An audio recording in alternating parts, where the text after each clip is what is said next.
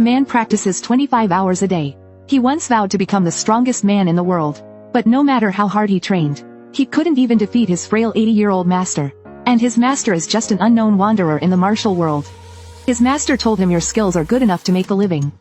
As long as you're careful you'll live a long and peaceful life. But that wasn't enough for him.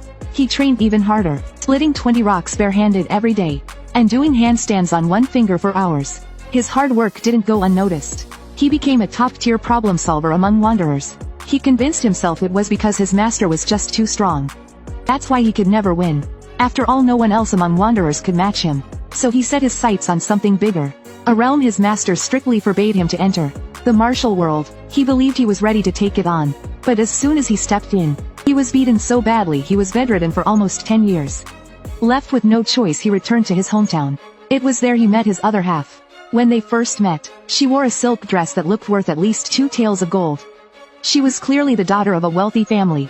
In contrast to the crude words he often spoke, her every sentence revealed her elegance and education. Even now, he couldn't understand why such a refined woman chose him. This beautiful noble woman was his wife. He was determined not to make her regret it. So he worked tirelessly to earn money. Despite working 3 jobs a day, and cutting costs wherever he could, he always felt it wasn't enough when he was with her. Every time he handed over his earnings to her, she would bow and tell him how hard he worked to earn it. Even when he told her it wasn't necessary, she insisted on showing her gratitude. He couldn't deny it. Whenever she said those words, his shoulders felt renewed with strength. Not long after she became pregnant with his child. During that time he felt like the happiest man alive. After losing his parents, and having no other relatives, having a wife was already a blessing. But now he even had his own bloodline. At last he was about to become a real head of a family. Just as his name implies, the head of the Liu family. But fate was not kind. His wife faced complications during childbirth. The midwife asked the head of the Liu family to choose, save the mother or the child. Without hesitation he chose to save the mother. But his wife, clinging to the doorframe, insisted on saving the child. Unable to argue with her, he reluctantly agreed to save the child. After a tense and anxious wait, the sound of a baby's cries filled the air. To his surprise, his wife had given birth to triplets. 2 sons, and a daughter. This man, who once endured 78 slashes without shedding a tear, now held his children in his arms and wept uncontrollably. Amidst this joyful moment, his wife softly said, "I'm sorry." His heart sank instantly. In a faint voice she said, "I should have stayed by your side. I'm truly sorry." It turned out, her body was too frail. Giving birth to 3 children caused massive bleeding. The tears of joy from becoming a father quickly turned into tears of grief as he lost his wife. He knelt on the ground, cursing the heavens with all his might. He had never done anything to harm others or defy morality. But the cries of his children brought him back to reality. He temporarily entrusted the children to the midwife. Then he buried his wife by himself. That night, while sorting through her belongings, he discovered that she had saved a significant amount of money. He calculated that the money could support him and the children for 10 years. But he knew he couldn't just rely on her savings. After all, he had no relatives left. If something happened to him, what would become of his children? So he went to the town to look for work. But when he asked for a job with high pay, little work, and close to home, the job broker said it was impossible. However, the broker did recommend a place. He heard that the Qianlong Society and the Swordblade sect were recruiting warriors. The job offered regular hours and excellent pay. Shortly after, Liu Jiazhang arrived at the Swordblade sect. The Swordblade sect and the Qianlong Society were the top sects in the area. Liu Jiazhang wasn't entirely confident about passing the selection process, but he mustered up his courage. After all, he was a top-tier problem solver.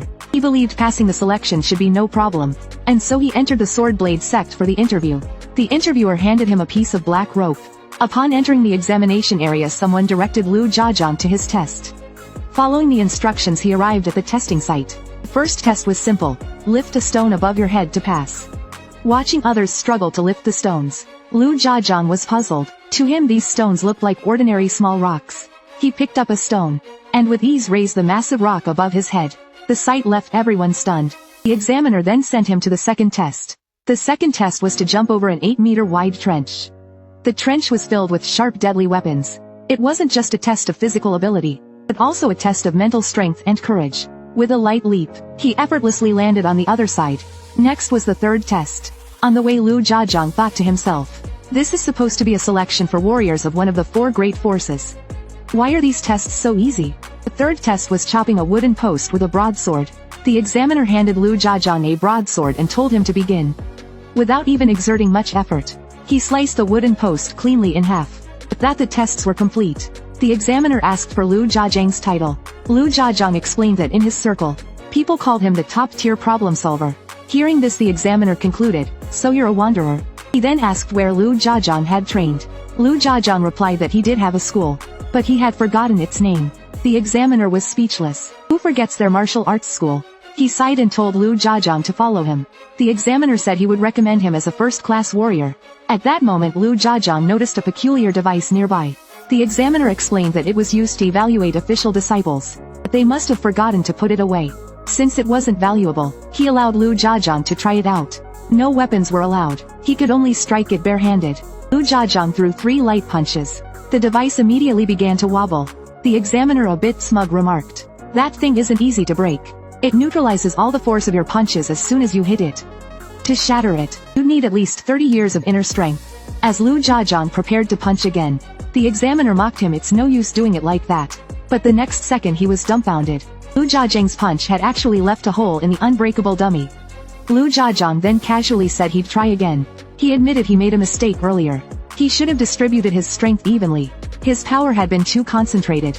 The examiner was stunned by his strength. After all, piercing the dummy was much harder than shattering it. Unaware of this, Lu Jiazhang felt embarrassed. He couldn't even smash a simple dummy. Determined, he put in his full strength. The dummy cracked with countless fissures. Then with a loud bang it shattered into pieces. "Please," Lu Jiazhang asked, "so did I pass?" The examiner stammered, "Why yes, you passed." Moments later Lu Jiazhang arrived at the final registration desk. He confidently stated that he had passed all the tests. "So now it's my turn to make my request," he said. Pointing with his hand he said, "My demands aren't much. Just provide a free place for my children to study, and a house close to work.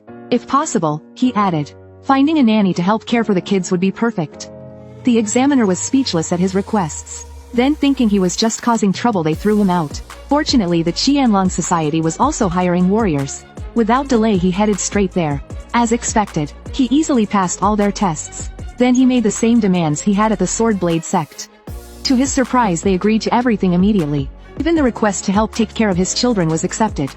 Lu Jiazhang was very satisfied. This is what a top sect should be like, he thought. That evening, he gazed at his 3 children sleeping on the bed feeling worried. In his heart he wondered if he could raise them well. Sure, he could turn to theft to support them, but he wanted to be a good father. The problem was all he knew was how to kill. Lu Jiazhang felt a bit melancholic. In the next moment he steeled himself, refusing to give in to weakness. It didn't matter if he didn't know much about parenting. As long as he followed others' examples, and did everything he needed to do, it would be enough. He spent a fortune hiring a nanny. But the applicants were either unreliable young girls, or 86-year-old grannies missing most of their teeth. Just as the man was at his wit's end, an older woman who seemed reliable finally arrived. She glanced around at the messy, disorganized house, then immediately began tidying it up. But soon the sound of crying came from inside. The woman dashed toward the inner room. Moments later she emerged holding the 3 children. Without hesitation she expertly began feeding them. Lu Jiazhang turned red at the sight. The nanny had been successfully found. With that settled, Lu Jiazhang sought out the supervisor to ask about his job. He had now become a first-class warrior for the Qianlong Society. First-class warriors were the highest-ranked employed fighters in the Qianlong Society. His task? Guard duty. The supervisor reassured him, saying, "Even though you're a first-class warrior, you might find it odd to start as a gatekeeper.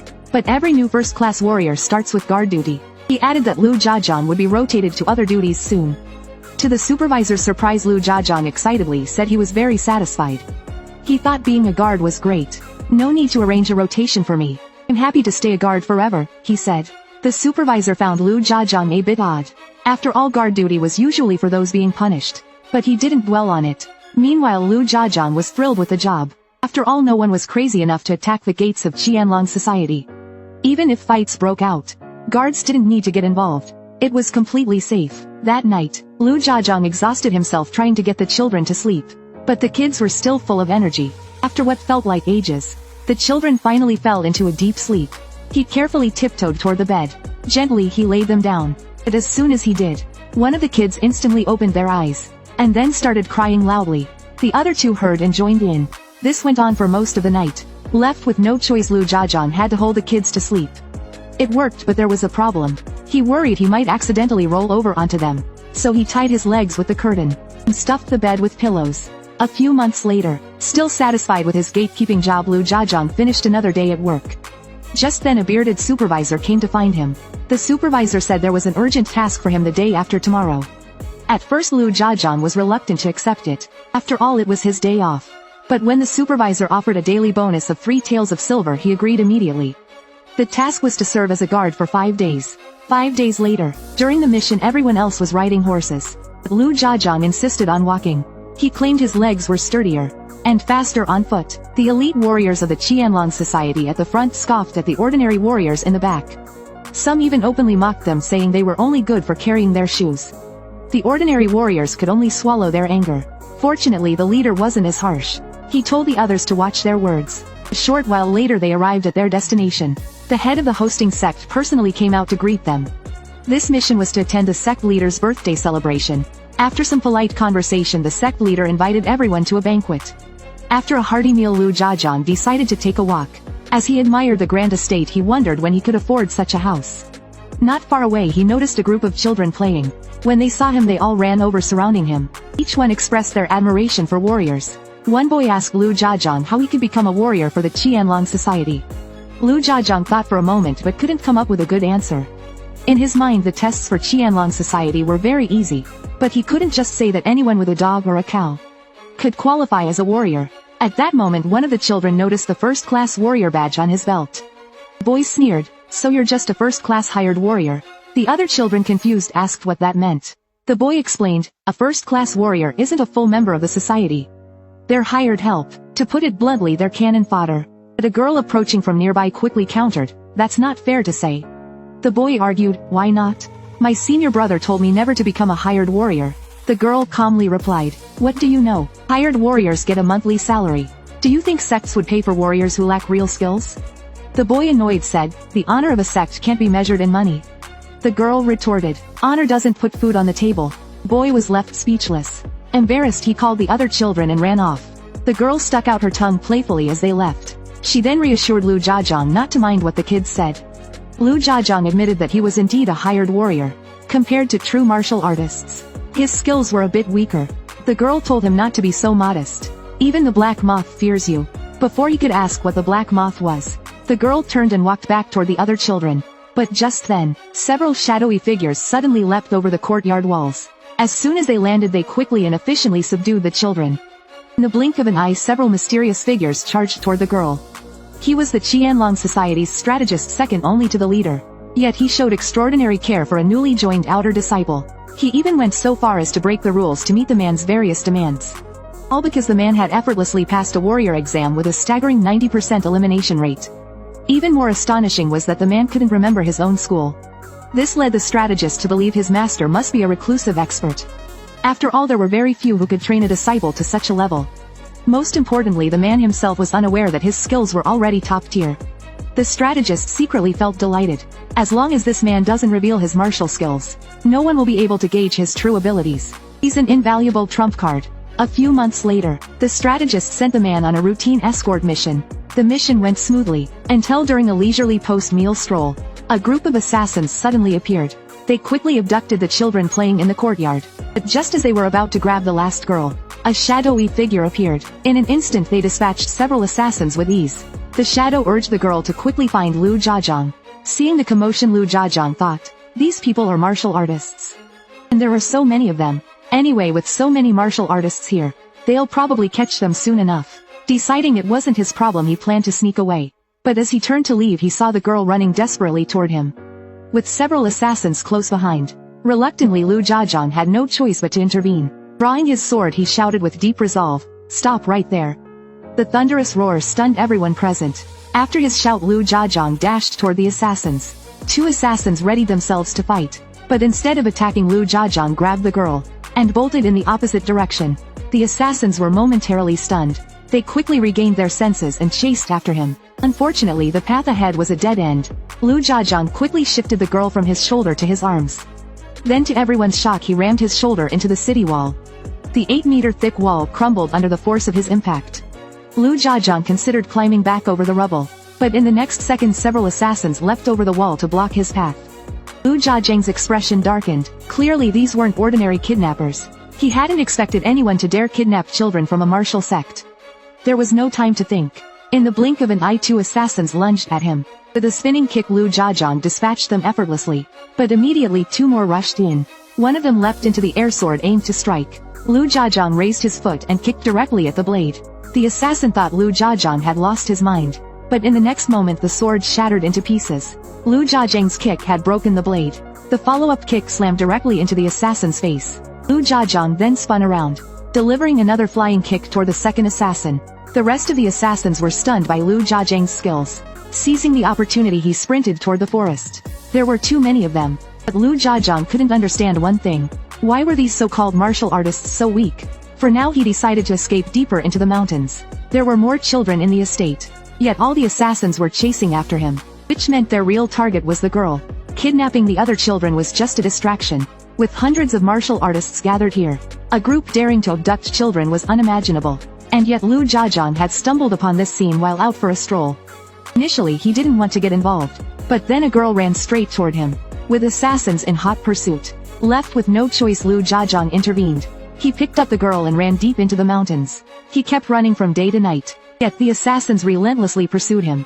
Lu Jiajang leapt into a tree trying to hide, but one of the assassins spotted him. Lu Jiajang instantly delivered a flying kick, taking him out. Another assassin quickly shouted, "He's here." But before he could react, Lu Jiajang's size 83 foot slammed into his face. The assassin panicked and raised his arm to block. But Lu Jiajang instantly switched tactics. His kick landed perfectly between the assassin's hands. The assassin felt as if the leg weighing down on him was as heavy as 1,000 pounds. His defenses collapsed instantly. Lu Jiajang took a quick step forward, and in the blink of an eye slammed his head into the assassins. The impact knocked the assassin unconscious, but more assassins were already closing in on him. Lu Jiajang knew he had to fight his way out. He accelerated, bending an ancient tree with sheer force. Then using the tree as leverage, he launched himself like an arrow from a bow. His flying kick drove an assassin's head 2.5 meters into the ground. Regaining his footing, Lu Jiajang charged at another attacker. More assassins swarmed him like locusts. Lu Jiajang spun his legs like a whirlwind, turning into a human fan. But he also took a few hits himself. He lost count of how many he had taken down. At last Lu Jiajang broke through the encirclement. By now the Qianlong society should have also taken action.